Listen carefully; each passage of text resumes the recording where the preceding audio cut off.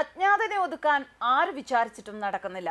2026-നകം ഇന്ത്യക്കെതിരായ ഭീകരപ്രവർത്തനം തുടച്ചു നീക്കുമെന്ന് കേന്ദ്ര ആഭ്യന്തരമന്ത്രി അമിത് ഷാ പാർലമെന്റിൽ പ്രസംഗിച്ചിരുന്നു. അദ്ദേഹത്തിന്റെ ഈ വാക്കുകൾ ഇന്ത്യയുടെ മോസ്റ്റ് വാണ്ടഡ് ഭീകരരെ തീർക്കുന്ന അജ്ഞാതനെ മുന്നിൽ കണ്ടിട്ടാണ് എന്നത് അടിവരയിട്ടിരിക്കുകയാണ് ഇപ്പോൾ പാകിസ്ഥാൻ മതപണ്ഡിതന്റെ കുപ്പായത്തിൽ ഒളിപ്പിച്ച ഭീകരന്റെ അന്ത്യത്തിലൂടെ.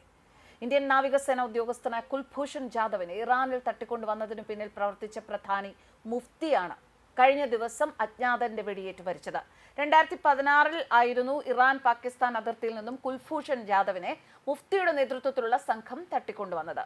ഇറാനിലെ ചബഹാറിൽ വ്യാപാരം നടത്തി വരികയായിരുന്നു കുൽഭൂഷൺ.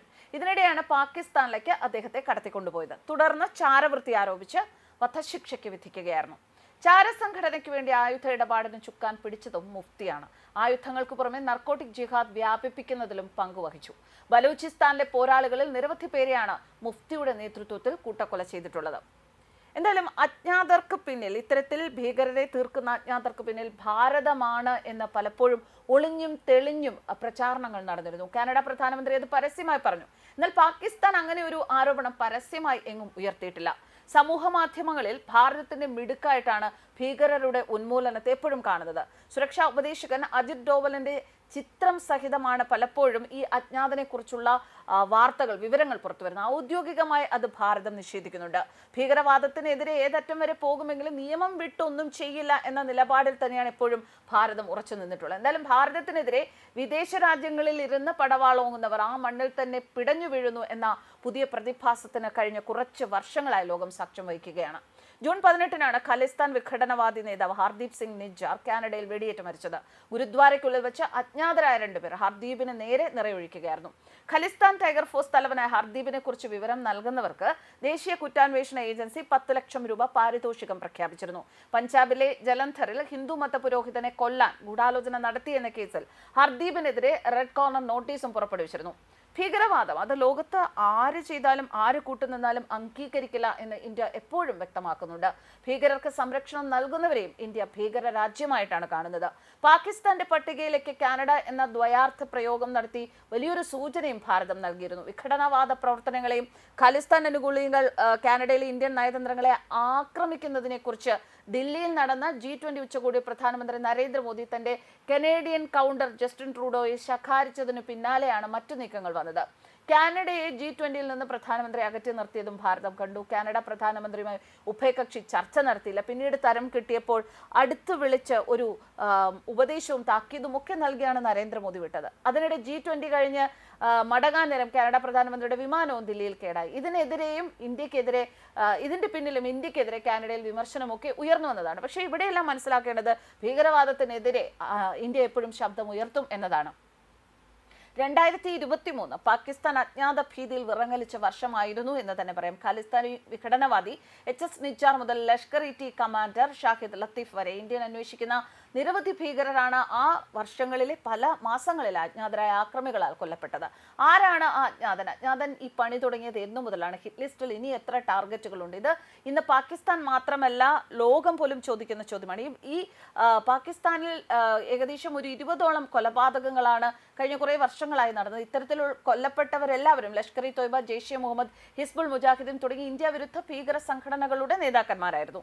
കറാച്ചി, സിയാൽകോട്ട്, നീലം താഴ്വര, ഖൈബർ പക്തൂൺഖ, റാവൽകോട്ട്, റാവൽപിണ്ടി, ലാഹോർ ഇങ്ങനെ പാകിസ്ഥാന്റെ വിവിധ ഭാഗങ്ങളിൽ വെച്ചാണ് ഈ ഭീകരർ കൊല്ലപ്പെട്ടത്. ഈ കൊലപാതകങ്ങളൊക്കെ നടത്തിയ രീതി ഒരേ രീതിയിലുള്ള പ്രവർത്തന രീതിയാണ്. മോട്ടോർ സൈക്കിളിൽ എത്തുന്ന തോക്കുധാരികൾ വെടിവെച്ച് വീഴ്ത്തിയ ശേഷം 10 സെക്കൻഡിനുള്ളിൽ സ്ഥലം വിടുന്ന രീതി. ഇത്തരം കുറ്റമറ്റ കൊലപാതകങ്ങൾക്ക് മാസങ്ങളോളം മാനസികവും ശാരീരികവുമായ പരിശീലനം ലഭിച്ച ആളുകൾ ആവശ്യമാണ് എന്നാണ് പാക് അന്വേഷണ സംഘത്തിന്റെ വിലയിരുത്തൽ. ശരിക്കും പാകിസ്ഥാൻ ഇപ്പോൾ ഒരു കടുത്ത ഭീതിയിലാണ് എന്ന് പറയേണ്ടി വരും. തങ്ങൾ സുരക്ഷിത താവളങ്ങളിലാണ് എന്ന് ഒരിക്കൽ കരുതിയിരുന്ന ഇന്ത്യയുടെ ആ ശത്രുക്കൾ ഇപ്പോൾ തങ്ങളുടെ സങ്കേതം സുരക്ഷിതമല്ല എന്ന് തിരിച്ചറിഞ്ഞു. എങ്ങനെയായിരുന്നാലും അജ്ഞാതരെ പാകിസ്ഥാൻ ഭയപ്പെടുന്നുണ്ട് എന്ന് വേണം പറയാൻ. പാക് അധീന കാശ്മീരിലെ പള്ളിയിൽ നിർജ്ജീവമായി കിടന്ന റിയാസ് അഹമ്മദ് എന്ന അബൂ ഖാസിം എന്ന ഭീകരന്റെ ഭയാനകമായ ചിത്രം പാകിസ്ഥാനെ നന്നായി ഭയപ്പെടുത്തിയ ഒന്നാണ്. അതും ഒരു വെള്ളിയാഴ്ച പ്രാർത്ഥനയ്ക്കിടെയാണ് അയാൾ മരണപ്പെടുന്നത്. അബൂ ഖാസിമിന്റെ ചുറ്റും രക്തം ചിതറിക്കിടക്കുന്നുണ്ടായിരുന്നു. പിഒകെയിലെ റാവൽകോട്ടിൽ വെച്ചാണ് അജ്ഞാതരുടെ വെടിയേറ്റ് അയാൾ മരിച്ചത്. മോസ്റ്റ് വാണ്ടഡ് ലഷ്കർ ഭീകരരിൽ ഒരാളായ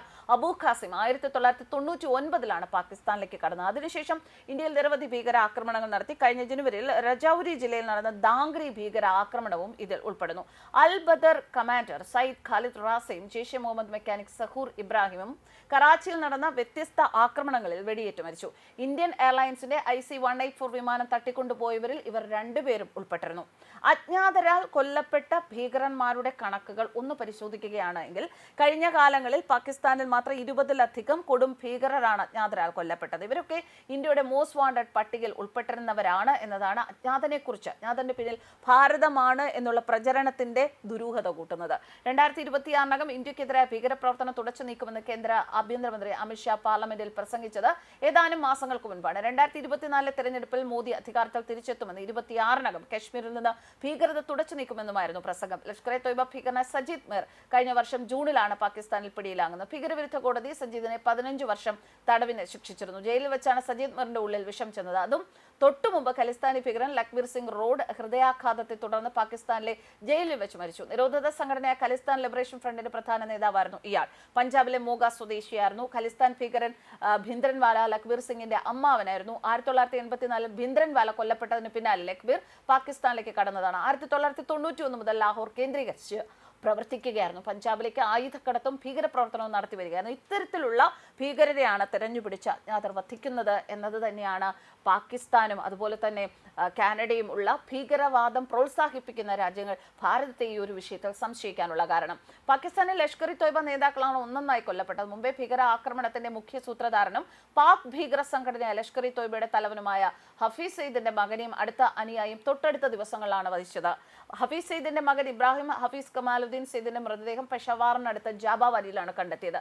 സയ്യിദിന്റെ ഏറ്റവും അടുത്ത ആളായ മുഫ്തി ഖൈസർ ഫാറൂഖിക്ക് നേരെ അജ്ഞാതരായ ഒരു സംഘം ആളുകൾ കറാച്ചിയിൽ വെച്ച് വെടിയുതിർക്കുകയായിരുന്നു. ഫെബ്രുവരിയിൽ റാവൽപിണ്ടിയിൽ ഹിസ്ബുൾ മുജാഹിദീൻ തലവൻ സയ്യിദ് സലാഹുദ്ദീന്റെ കമാൻഡറും അടുത്ത അനുയായിയുമായ ബഷീർ പീർ കൊല്ലപ്പെട്ടിരുന്നു. ISI ആസ്ഥാനത്തിന്റെ സമീപത്ത് വെച്ചാണ് അജ്ഞാതർ പീറിനെ കൊലപ്പെടുത്തിയത്. സെപ്റ്റംബറിൽ റാവൽകോട്ടിൽ അബൂ ഖാസിം കശ്മീരി, നസീമാബാദിലെ ഖാരിം ഖുറം ഷെഹസാദ് എന്നീ ലഷ്കർ ഭീകരർ കൊല്ലപ്പെട്ടു. ലഷ്കർ-ഇ തൊയ്ബയുമായി ബന്ധമുള്ള മൗലവി മൗലാന സിയാവുർ റഹ്മാനെയും അജ്ഞാതർ കൊന്നിരുന്നു. കൊലപാതകങ്ങൾ പാക് ചാര സംഘടനയായ ISI പലപ്പോഴും കുറച്ചൊന്നുമല്ല അസ്വസ്ഥമാക്കിയത്. ഇന്ത്യയുടെ നാവികസേന ഉദ്യോഗസ്ഥനെ കുൽഭൂഷൺ ജാദവിനെ കുടുക്കിയ അതിബുദ്ധിയുടെ കേന്ദ്രമായ മുഫ്തിയുടെ കൊലപാതകം ഇപ്പോൾ പാകിസ്ഥാനെയും ഒപ്പം ISIയും ഞെട്ടിച്ചിട്ടുണ്ട്. പാകിസ്ഥാൻ മതപണ്ഡിതന്റെ കുപ്പായത്തിൽ ഒളിപ്പിച്ച ഭീകരനായിരുന്നു മുഫ്തി. ബലൂചിസ്ഥാൻ പ്രവിശ്യയിലെ കെച്ചിൽ വെച്ചാണ് മുഫ്തിക്ക് നേരെ ആക്രമണം ഉണ്ടായത്. അത് വെള്ളിയാഴ്ച രാത്രി പ്രാർത്ഥനകൾക്ക് ശേഷം മസ്ജിദിൽ നിന്നും മടങ്ങുന്ന സമയത്ത് മോട്ടോർ സൈക്കിളുകളിൽ എത്തിയ ആളുകൾ മുഫ്തിക്ക് നേരെ വെടിയുതിർക്കുകയായിരുന്നു. ഗുരുതരമായി പരിക്കേറ്റ മുഫ്തിയെ ആശുപത്രിയിൽ എത്തിച്ചുവെങ്കിലും മരിച്ചു. ശരീരത്തിൽ 1-ലധികം വെടിയുണ്ടകൾ തുറച്ചു കയറിയാണ് മരണം എന്നാണ് റിപ്പോർട്ടുകൾ. മുഫ്തിയെ വകവരുത്തിയ അജ്ഞാതരെ തേടി പാകിസ്ഥാൻ പോലീസ് ഇറങ്ങിയിട്ടുണ്ട്.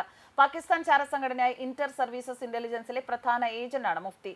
ജാമിഅത്തുൽ ഇസ്ലാം എഫിന്റെ നേതാവ് കൂടിയാണ്. കഴിഞ്ഞ ദിവസം JUAF-ന്റെ 2 നേതാക്കൾ ഹുസാറിൽ വെച്ച് സമാന സാഹചര്യത്തിൽ കൊല്ലപ്പെട്ടിരുന്നു. അതിന്റെ ഞെട്ടൽ മാറിയില്ല. അതിനു പിന്നാലെയാണ് വീണ്ടും അജ്ഞാതരുടെ ആക്രമണം ഉണ്ടായിരിക്കുന്നത്. പാകിസ്ഥാൻ ചാര സംഘടനയ്ക്ക് വേണ്ടി നിരവധി ആക്രമണങ്ങളാണ് മുഫ്തിയുടെ നേതൃത്വത്തിൽ നടന്നിട്ടുള്ളത്. ഇന്ത്യൻ നാവികസേന ഉദ്യോഗസ്ഥനായ കുൽഭൂഷൺ ജാദവിനെ ഇറാനിൽ തട്ടിക്കൊണ്ടുവന്നതിന് പിന്നിൽ പ്രവർത്തിച്ച പ്രധാനി മുഫ്തിയായിരുന്നു. 2016 ആയിരുന്നു ഇറാൻ പാകിസ്ഥാൻ അതിർത്തിയിൽ നിന്നും കുൽഭൂഷൺ ജാദവിനെ മുഫ്തിയുടെ നേതൃത്വത്തിലുള്ള സംഘം തട്ടിക്കൊണ്ടുവന്നത്. ഇറാനിലെ ചബഹാറിൽ വ്യാപാരം നടത്തിവരികയായിരുന്നു കുൽഭൂഷൺ. ഇതിനിടെയാണ് പാകിസ്ഥാനിലേക്ക് അദ്ദേഹത്തെ കടത്തിക്കൊണ്ടുവന്നത്. തുടർന്ന് ചാരവൃത്തി ആരോപിച്ച് വധശിക്ഷയ്ക്ക് വിധിക്കുകയായിരുന്നു. ചാരസംഘടനയ്ക്ക് വേണ്ടി ആയുധ ഇടപാടിന് ചുക്കാൻ പിടിച്ചതും മുഫ്തിയാണ്. ആയുധങ്ങൾക്ക് പുറമെ നാർക്കോട്ടിക് ജിഹാദ് വ്യാപിപ്പിക്കുന്നതിലും പങ്കുവഹിച്ചു. ബലൂചിസ്ഥാനിലെ പോരാളികളിൽ നിരവധി പേരെയാണ് മുഫ്തിയുടെ നേതൃത്വത്തിൽ കൂട്ടക്കൊല ചെയ്തിട്ടുള്ളത്. കുൽഭൂഷൺ ജാദവിനെ തട്ടിക്കൊണ്ടുവന്ന സംഘത്തിലെ പ്രധാനിയായ മുല്ല ഉമർ ഇറാനിയെ 2020 വെടിവെച്ച് കൊലപ്പെടുത്തിയിരുന്നു. അതിന് പിന്നാലെയാണ് മുഫ്തിയുടെ ഊഴം. നേരത്തെ 2 തവണ മുഫ്തി വധിക്കാനുള്ള ശ്രമം നടന്നിരുന്നു. എന്നാൽ തലനാരിഴയ്ക്ക് 2 തവണയും രക്ഷപ്പെട്ടു. അടുത്ത കാലത്തായി അജ്ഞാതർ പാകിസ്ഥാനിലെ ഭീകരർക്ക് ഉണ്ടാക്കിയിട്ടുള്ള തലവേദന ചെറുതൊന്നുമല്ല. പുറത്തിറങ്ങിയാൽ തട്ടുമോ എന്ന് ഭയന്ന് വീടിനകത്ത് തന്നെ ഇരിക്കാം എന്ന് വിചാരിച്ചാലും രക്ഷയില്ല. വീട്ടിൽ കയറിയൊക്കെയാണ് പലപ്പോഴും അജ്ഞാതർ പണി കൊടുക്കുന്നത്. ഏകദേശം 20-ലധികം ഭീകരരെയാണ് കഴിഞ്ഞ കുറച്ചു വർഷങ്ങൾക്കിടെ പാകിസ്ഥാനിൽ അജ്ഞാതർ വധിച്ചിരിക്കുന്നത്. എന്തായാലും അജ്ഞാതന്റെ ജോലി തുടർന്നുകൊണ്ടിരിക്കുകയാണ്. അജ്ഞാതൻ ആരാണ് എന്നത് ഇപ്പോഴും ദുരൂഹത തന്നെ. News desk കർമാനസ്.